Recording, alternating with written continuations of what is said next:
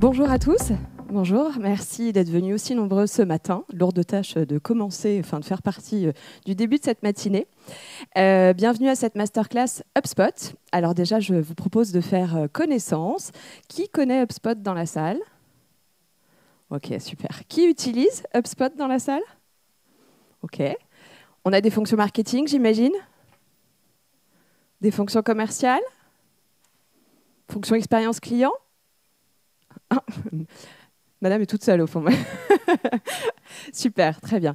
Je suis Virginie Lelièvre, je suis directrice marketing pour HubSpot pour la France et je vous propose du coup de passer les 30 prochaines minutes ensemble pour explorer donc les nouveaux comportements du client B2B, son nouveau parcours, ses nouvelles attentes. On va parler de conquête commerciale et de réinvention de conquête commerciale. Donc pourquoi déjà on parle de réinvention de conquête commerciale? Parce que on est plusieurs quand même à se dire que la conquête commerciale devient de plus en plus complexe.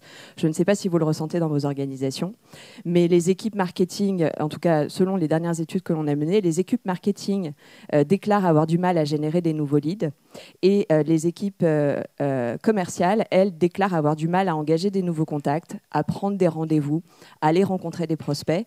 Et on a même plusieurs études qui nous montrent qu'aujourd'hui les équipes commerciales ont du mal à atteindre leurs objectifs. À peine plus de la moitié des équipes commerciales obtiennent leurs objectifs. Et si j'étais même un peu radicale, je dirais que vos prospects ne veulent plus vous parler. En tout cas, ils ne veulent plus parler vraiment aux commerciaux. Mais vous n'êtes pas les seuls, hein. Nous, c'est pareil. On est une organisation évidemment aussi commerciale. Et on voit bien que certains de nos commerciaux ont du mal à engager avec des nouveaux contacts. Est-ce que pour autant, ça veut dire que le commerce en B2B va mal ? Pas vraiment. Les entreprises continuent à vendre, puisque si on regarde la croissance du volume d'achat en B2B entre 2022 et 2023, on observe une croissance de presque 14%. Donc finalement, ce n'est pas le business qui va si mal. Donc qu'est-ce qui se passe? Effectivement, c'est le client B2B qui a changé, c'est son parcours, c'est ses attentes. Et donc ça devient de plus en plus complexe de l'engager aujourd'hui. Ce qui a beaucoup changé, et je pense que tout le monde évidemment l'a vu, c'est aussi que les expériences de recherche ont changé. Il y a maintenant quelques mois, on a découvert ChatGPT et donc cette capacité, au travers effectivement d'une boîte de dialogue, à tout de suite poser des questions, avoir une réponse très rapide selon vraiment le contexte et le besoin que vous avez au moment instantané. Donc ça fait des années qu'on dit que les clients veulent des expériences personnalisées. En fait, les clients, qu'est-ce qu'ils veulent? Ce sont des expériences personnelles. Ils veulent des réponses individualisées. Aujourd'hui, ils engagent des conversations. Quand ils viennent même sur le site web d'une marque, ils ne veulent pas passer des heures à chercher des informations. Ils veulent tout trouver tout de suite. Et ils ne veulent pas cliquer sur le bouton « Contactez-nous » et recevoir un mail 48 heures après. Ça, déjà, ça a changé. Et puis ce qu'on voit, c'est qu'aujourd'hui, on fait face à un prospect évidemment qui est très digitalisé, qui est très informé, mais qui est surtout autonome et anonyme. Nos études également montrent que 96% veulent faire leur propre recherche tout seuls, donc c'est quasi la totalité, on va dire. 71% souhaitent rester autonomes tout au long de leur processus d'achat. Et puis, ils ne veulent plus se déclarer. Effectivement, on a 75% qui ne sont pas disposés à remplir un formulaire pour accéder à du contenu. On a pas mal de marketeurs dans la salle. Je ne sais pas si c'est quelque chose également auquel vous êtes confrontés. Mais en tout cas, aujourd'hui, on a de plus en plus de mal, effectivement, à faire remplir des formulaires. Il y a aussi quelque chose qui est à prendre en considération, qu'on a souvent tendance à minimiser, c'est l'impact démographique. Aujourd'hui, les millennials font partie à 64% des décisionnaires acheteurs en B2B. Et ça change aussi pas mal la donne. Parce que les millennials, évidemment, ils sont digital natives. Les millennials, ils aiment les marques, ils aiment les influenceurs, ils sont influencés par leur communauté. Ils savent trouver les informations par eux-mêmes. Et donc, ils sont en plus beaucoup moins friands de ces sollicitations commerciales non personnalisées, assez intrusives. Et donc ça, c'est à prendre en considération. Mais c'est aussi la complexité de se dire, on a les millennials à adresser, mais on a aussi des gens peut-être un peu plus âgés, un peu plus traditionnels, qui n'ont pas les mêmes codes, qui n'utilisent pas non plus les mêmes sources d'informations.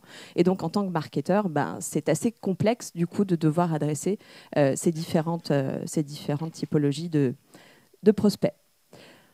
On a même 54% des millennials qui, carrément, affichent une préférence pour les expériences d'achat en libre service, c'est-à-dire qui écartent totalement le commercial de leur parcours. Du coup, on comprend un peu mieux pourquoi c'est difficile pour les commerciaux de prospecter, d'engager des nouveaux contacts, de prendre des rendez-vous. En fait, ce qu'on se rend compte, ce qu'on observe, c'est surtout une polarisation du parcours d'achat. D'un côté, on va avoir les ventes plutôt en libre service sur des cycles courts, peu complexes, où là, finalement, le commercial a peu de valeur et toute intervention, d'ailleurs, serait plutôt perçue comme intrusive et un point de friction. En fait, on veut aller jusqu'au bout de sa réflexion en autonomie, voire même aller jusqu'à l'acte d'achat en autonomie. Et oui, même en B2B, et c'est pour ça que le e-commerce se développe énormément. Et je crois qu'on prévoit 22,5% de croissance par an d'ici à 2035. Donc, c'est que le début. Et puis de l'autre côté, on va avoir plutôt les ventes valeurs. C'est pas nouveau.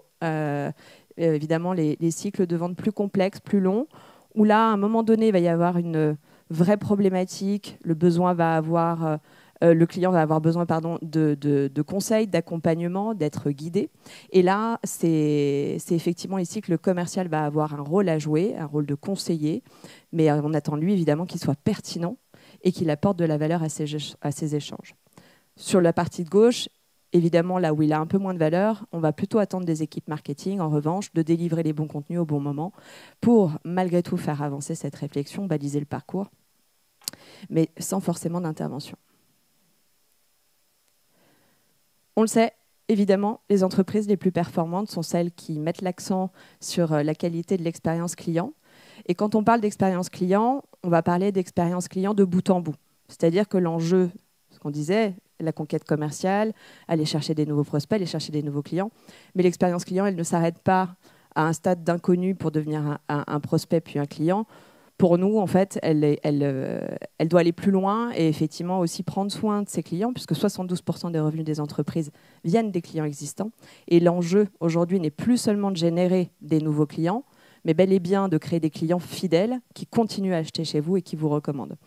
Donc c'est un peu la notion de la flywheel chez HubSpot, qui considère que le funnel n'est pas avec un point d'entrée, un point de sortie et l'histoire est terminée, mais véritablement un cercle vertueux qui fait que chaque étape en fait, de cette expérience client se nourrit de la précédente pour être source de croissance et donc former ce fameux cercle vertueux. Mais c'est quand même plus simple à dire qu'à faire, surtout quand on se dit que cette expérience client, le client, il veut soit la mener en libre service, soit en vente valeur. En plus, on se dit que le client, il veut plus remplir de formulaires, donc en plus, je le connais plus, ce prospect. Comment je fais, en fait, finalement, pour mener cette belle expérience client enrichie? C'est pas si simple. Et puis à ça, évidemment, on n'en a pas parlé, mais évidence, on a cet enjeu de cohérence et de personnalisation à chaque point de contact, puisqu'évidemment, aujourd'hui, on est tous multi-channel. Et puis, l'étape où la création de valeur va véritablement opérer pour l'entreprise, finalement, n'intervient que si l'entreprise est capable de mener toutes ses activités à grande échelle. Et donc de mener toutes ces petites attentions, finalement, mais à grande échelle. Les conditions à tout ça, évidemment, impossible si on n'a pas la donnée, si on n'a pas accès à ces informations, si on n'est pas capable d'identifier ces comportements, de comprendre ce que veut le client, de pouvoir enrichir cette donnée également, et de pouvoir la partager au travers des différentes équipes parties prenantes de cette expérience client, les équipes marketing, les équipes commerciales, et évidemment les équipes aussi qui vont s'occuper des clients existants. Le deuxième pilier évidemment de réussite, c'est le contenu. Parce que cette expérience client, il faut bien l'alimenter avec le bon contenu, au bon moment, sur les différents canaux et du contenu de valeur. Parce que, évidemment, si on ne veut plus non plus remplir de formulaires, c'est peut-être qu'on ne perçoit plus la valeur forcément de ce contenu. Et puis, le dernier pilier, c'est les processus métiers. Puisque l'idée, c'est de pouvoir au mieux optimiser les processus métiers marketing, commerciaux et services clients, pour pouvoir gagner en agilité, pour pouvoir s'aligner et du coup remplir chacun sa tâche dans ces différentes expériences clients. C'est là où la technologie et l'IA évidemment peuvent aider et c'est notre raison d'être, c'est vraiment d'accompagner les entreprises à mettre en place, à délivrer cette expérience client de bout en bout.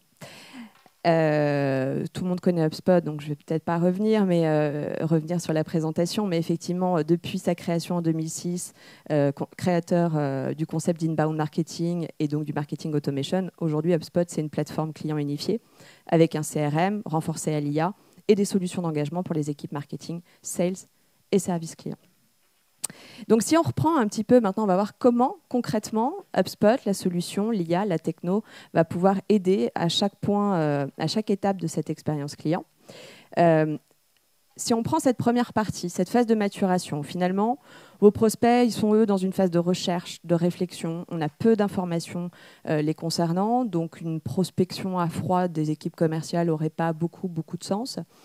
Donc là, c'est ce qu'on disait tout à l'heure, effectivement, plutôt l'enjeu du marketing, de rendre disponibles toutes les ressources nécessaires pour nourrir la réflexion et faire avancer dans le parcours d'achat.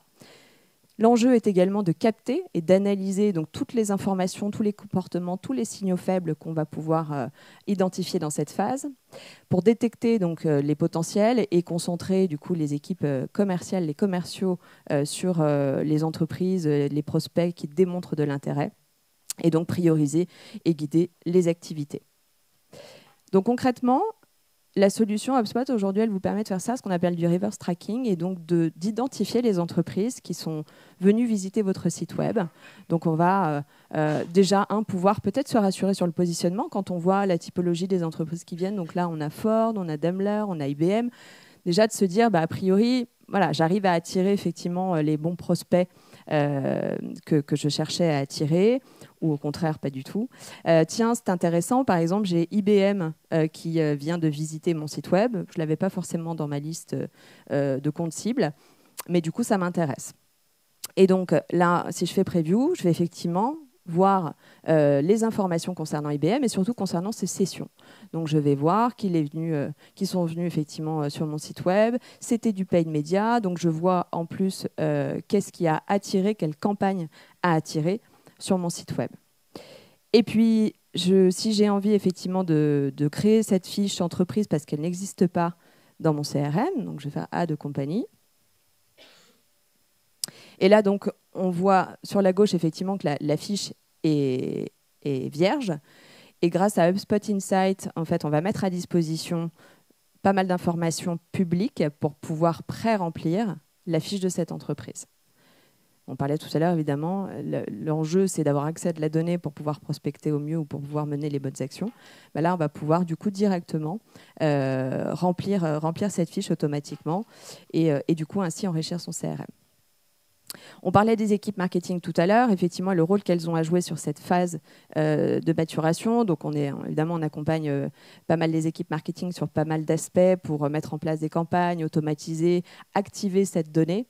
Ce que je voulais vous montrer aujourd'hui, c'est plutôt une nouveauté, puisqu'on l'a dit tout à l'heure, l'enjeu est de délivrer le contenu au bon moment, sur le bon canal. Et donc, pour les marketeurs, ça demande de créer de plus en plus de contenu. Donc, c'est un enjeu.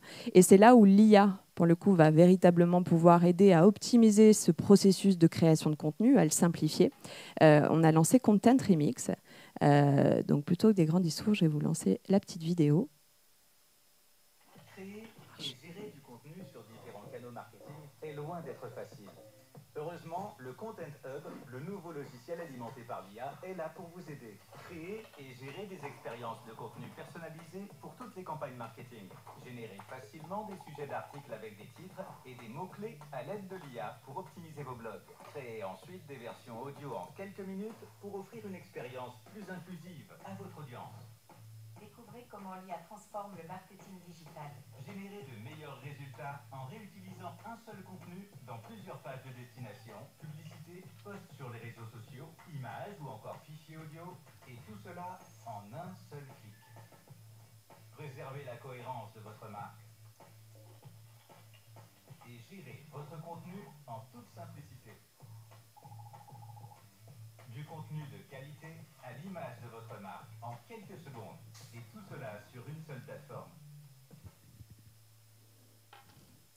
Donc là, effectivement, d'un simple clic, on va pouvoir créer des blogs, créer des articles de blog, on va pouvoir remixer du contenu, nourrir effectivement la solution avec du contenu existant et lui dire voilà, maintenant je voudrais que tu me remixes tout ça et que tu me recrées un blog post, que tu me recrées un post pour Facebook, un autre article, et puis faire un contenu audio parce que je voudrais lancer un podcast, et puis je dois le traduire en 5 langues. Donc, et tout ça, évidemment, en quelques secondes, en quelques clics. Donc pour les marketeurs, ça permet de créer plus de contenu de manière plus pertinente, et surtout dans le respect de sa marque, puisqu'on l'a vu rapidement, mais on a cette fonctionnalité Brand Voice qui permet de définir la tonalité de sa marque, et du coup l'IA est entraînée évidemment à créer des contenus qui respectent la tonalité de cette marque. Dans cette phase toujours de maturation, on va pouvoir s'appuyer aussi sur les chatbots, puisque ça va nous permettre donc à la fois de répondre à ce besoin de conversation que démontrent les clients, leur donner des informations, mais encore une fois, sans être trop intrusif et laisser la possibilité aux clients de choisir le parcours qu'ils souhaitent. Là, on est sur l'exemple d'une entreprise qui propose du transport pour animaux. Voilà, si vous avez besoin de faire transporter votre animal pour vous rejoindre en vacances, par exemple, et ben là, je vais pouvoir demander, du coup, combien ça coûte, du coup, pour le transport de mon chien. Donc là, en fait, c'est pas l'équipe marketing derrière qui a imaginé toutes les réponses aux questions de ce chatbot. En fait, le chatbot donc, est vraiment basé sur l'IA, c'est-à-dire qu'il va aller scanner toutes les ressources, toutes les URL que vous allez lui donner, et il va lui-même pouvoir formuler, du coup, les réponses. Donc évidemment, c'est un gain de temps et ça lève pas mal de friction. Et puis si j'ai d'autres questions et que je demande à me renseigner donc, sur le prix, donc là on va me donner le prix en fonction de la taille de mon animal. Est-ce que j'ai bien répondu à ta question? Donc je vais faire un petit pouce évidemment pour dire oui super, c'était bien, donc ça va entraîner également la machine. Et puis je vais poser une autre question, à savoir est-ce que vous faites du toilettage du coup? Et là, on va venir me répondre effectivement que c'est une prestation que l'on peut délivrer. Est-ce que vous voulez aller directement pour souscrire? Est-ce que vous voulez parler à quelqu'un?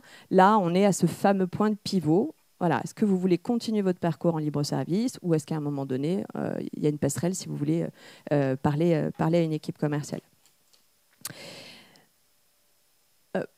Dans l'idée, évidemment, où là, on part sur un parcours totalement libre-service et qu'on souhaite aller plus loin, là, l'enjeu va être surtout d'offrir un environnement maîtrisé, sans friction, mais quand même personnalisé, même s'il est automatisé. Et puis surtout, offrir une mécanique d'achat e-commerce robuste et sécurisée. Donc, c'est aujourd'hui ce que l'on propose, nous, aujourd'hui, avec Commerce Hub, qui est disponible, où vous pouvez directement, au travers d'un lien Stripe, aller ou par virement ou par carte bancaire, régler votre achat. Si on repart sur notre parcours d'achat, mais plutôt en vente valeur, où là, on va nécessiter l'accompagnement de l'équipe commerciale, d'un commercial, là, l'enjeu va être plutôt de faire gagner du temps aux équipes commerciales, puisque du coup, on l'a vu tout à l'heure, il vaut mieux pouvoir se prioriser son activité sur les comptes qui comptent. Et donc, l'IA, la technologie va pouvoir offrir des recommandations justement sur les actions à entreprendre et sur les actions ou les comptes qui vont apporter plus de valeur. Et évidemment, l'autre enjeu dans cette étape, pour accompagner le commercial dans sa fonction, c'est la connaissance accrue des comptes. C'est la connaissance, les informations sur les décisionnaires avec lesquels on souhaite engager et créer du coup une relation forte. Aujourd'hui, la solution, évidemment, elle apporte beaucoup de choses pour optimiser, digitaliser et optimiser tous les processus commerciaux. L'IA va permettre d'aider les commerciaux à créer des emails personnalisés très rapidement. On va pouvoir créer des séquences de prospection automatisées. En fonction de différents critères. On va pouvoir accéder à de l'information évidemment résumée assez facilement, prioriser les leads. Donc, je vous propose de voir ça un petit peu en détail. Tout à l'heure, effectivement, l'idée, c'était d'accompagner les commerciaux sur les entreprises qui visitent le site et qui peut-être, du coup, méritent que je m'y intéresse. Là, on est plutôt dans le cadre où je vais donc focuser l'activité des commerciaux sur des comptes à potentiel. La solution déjà va vous permettre d'identifier quels sont les comptes qui sont à haut potentiel pour vous en fonction de différents critères et que l'IA va vous permettre aussi d'analyser. Et par exemple, je ne sais pas, il y a peut-être 3000 comptes dans le CRM. En revanche, moi, j'ai déterminé que j'en avais 53 qui véritablement représentaient des comptes à haut potentiel en fonction de différents critères. J'en ai 46 avec lesquels je suis engagée. Donc potentiellement, j'en ai 7 encore à aller travailler. Et du coup, quand je vais aller sur une fiche entreprise, ben là, je vais accéder à toutes les informations des différents personas, différents contacts qui sont dans l'entreprise et le rôle qu'ils jouent. Est-ce que c'est un champion? Est-ce que c'est un détracteur? Quel rôle joue-t-il dans ce processus d'achat, dans ce cycle de vente? Évidemment, là, on se parle d'ABM. Donc, c'est pas nouveau, mais en revanche, aujourd'hui, du coup, on a véritablement accès à toutes les informations et à l'automatisation et à l'activation nécessaires pour véritablement, du coup, mener à bien ces différentes stratégies. Et puis, on le sait, on est évidemment très mobile. Donc là, l'intérêt, c'est d'avoir accès à toutes ces informations sur mobile. Et par exemple, là, on a une application qui va nous permettre très rapidement, grâce à l'IA, de résumer, on va dire, les 8-10 derniers emails d'interaction qu'il y a eu avec cette entreprise pour, juste avant d'aller en rendez-vous, pouvoir accéder à ce résumé et avoir beaucoup plus de contexte et d'informations pour engager la conversation avec mon prospect ou avec mon client.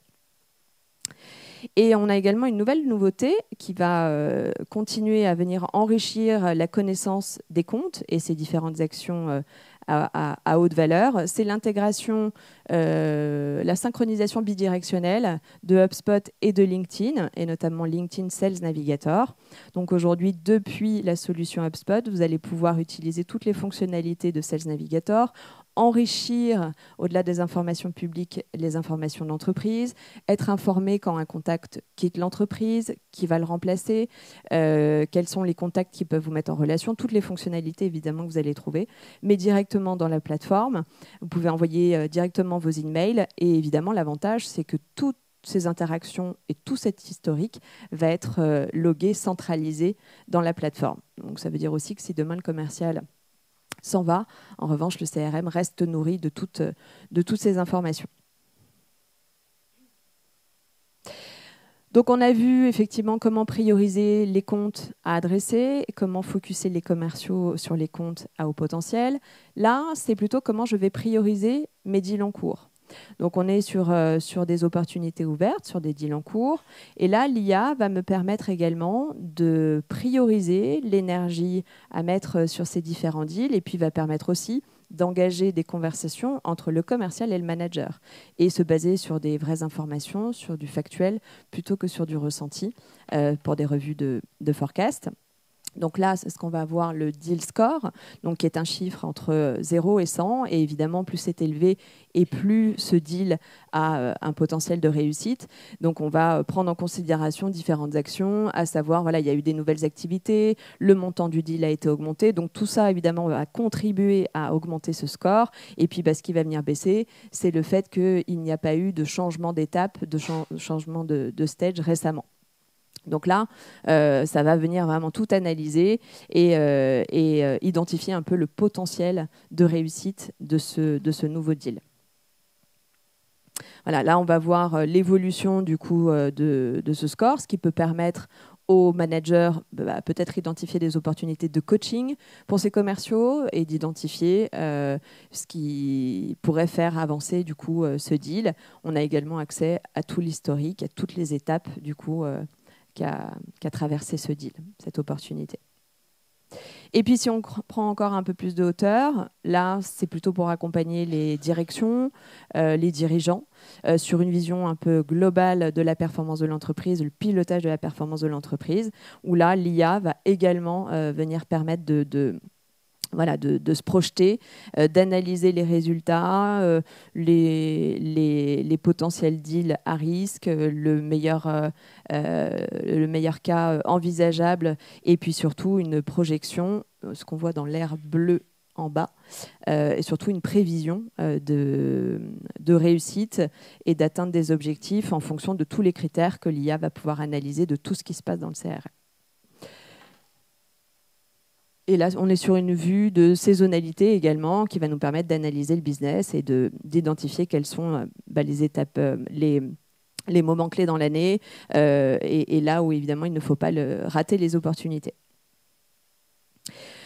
Donc ça y est, mon prospect est devenu client pour le coup. Donc, et comme on le disait tout à l'heure, ce n'est pas ici que l'histoire s'arrête. L'idée étant de faire de ce client un client qui réachète, qui se réengage, qui utilise vos solutions, et puis un client qui va surtout être un client promoteur et qui va vous recommander à des pairs et du coup influencer également le reste de votre business.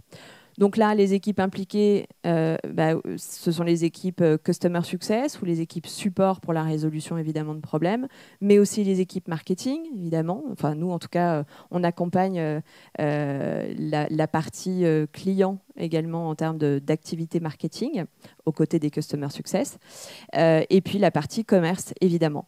Donc là, l'enjeu va être de pouvoir accélérer la prise en charge des problématiques rencontrées par les clients, d'accélérer la gestion des tickets support, d'analyser, de mesurer l'utilisation des solutions par les clients quand on est dans le cadre de solutions SaaS et de pouvoir mettre en place du coup les bonnes actions pour pouvoir renforcer l'adoption et l'usage des solutions, engager des nouvelles conversations aussi avec les clients du coup qui pourraient créer de la valeur pour le client. On va avoir accès à toutes ces informations pour pouvoir engager ces différentes conversations et évidemment détecter des opportunités de cross-sell et d'upsell. Donc là, selon les organisations, selon les entreprises, effectivement, ça va être le rôle des commerciaux, ça va être le rôle des équipes support ou customer success à qui on demande de plus en plus d'avoir cette démarche commerciale. Et du coup, HubSpot a créé et renforcé récemment le Service Hub avec un nouveau positionnement qui fait qu'on va réunir au même endroit, dans un même workspace, toutes ces fonctionnalités de gestion accélérée des tickets support grâce à l'IA. Et en même temps, l'accès à toutes ces informations plutôt Customer Success, d'usage des clients, de tout l'historique des clients pour pouvoir engager ces nouvelles conversations. Petite vidéo qui sera beaucoup plus parlante. Les méthodes traditionnelles de service et d'accompagnement client sont dépassées. Opter pour deux solutions séparées n'est pas une solution. Plus d'agents et plus de budget? Aucune chance, c'est impossible. HubSpot a donc créé une meilleure solution. Découvrez le tout nouveau Service Hub, basé sur l'IA, qui rassemble pour la première fois l'accompagnement client et le support au même endroit. Optimisez votre support grâce à un centre de support reposant sur l'IA et répondez aux questions les plus communes instantanément et en continu. Favorisez la fidélisation des clients de façon proactive avec le nouvel espace de travail d'accompagnement client. Découvrez le ressenti de vos clients et la façon dont ils utilisent vos produits en un coup d'œil grâce à leur score d'activité globale. Profitez de la visibilité complète d'un CRM intelligent tout en un qui propulse vers de nouveaux sommets le marketing, les ventes et le service client, désormais unifiés en une seule équipe que plus rien n'arrête. Optimisez le support, fidélisez vos clients, tout cela sur une seule et même plateforme. Donc voilà. Et donc, on l'a compris, effectivement, l'idée, c'est de pouvoir utiliser la technologie et l'IA aujourd'hui pour pouvoir enrichir cette expérience client. Mais c'est surtout qu'en fait, aujourd'hui, on n'a plus vraiment le choix parce que les clients savent que ces technologies existent, qu'on a la donnée, qu'on a l'IA. Et donc, le client, on le sait, devient de plus en plus exigeant et en attente de cette démarche plus personnelle, plus proche de ses attentes. Et puis surtout, vous l'avez compris, ce qui est important pour nous, c'est l'alignement de ces équipes marketing, commercial et service client autour de ces profils unifiés clients et de cette expérience client. C'est véritablement, selon nous, ce qui est aussi la clé de réussite et la clé de succès, du coup, pour pouvoir proposer cette expérience client de premier ordre et de bout en bout. Voilà. Je vous remercie. Si vous avez des questions.